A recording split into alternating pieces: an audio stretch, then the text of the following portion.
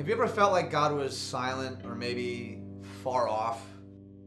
I don't think you're alone if you've ever felt that way. In fact, from the Old Testament to the New Testament, Malachi to Matthew, there's a period of like 400 years where apparently God seems silent.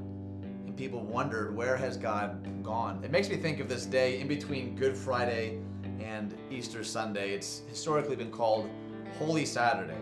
And it's not talked about all that much. You have Good Friday, which is the crucifixion and the cross, and then you have Easter Sunday, which is resurrection and the open tomb. But in between Friday and Saturday, you have this valley of unknowing, this pit of grief asking, I wonder what's going to happen next.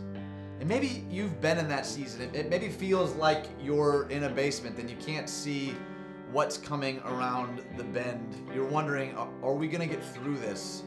Am I going to get healed of this? Will I ever love again? But the Bible shows us that the silence of God doesn't equal the absence of God. And in fact, think about an actual valley. So often I think we're trying to get out of the valley to get to the next mountaintop, but the valley is the life source, both for vegetation and for animals. That's where life is found. And I wonder if that might not be true for us as well, that in those valley moments, we're forced to actually look internally to see what's really going on at the heart level. And I don't know if this is irreverent or not, but I wonder if maybe God isn't a little bit like Where's Waldo? Like, you know that he's on every page, but sometimes you have to look just a little more intently. God's not just on the mountaintops, but he's also with us in these valley seasons. There's this author named Corrie ten Boom, and she writes that when a train goes through a tunnel and it gets dark, you don't just tear up the ticket and jump off the train.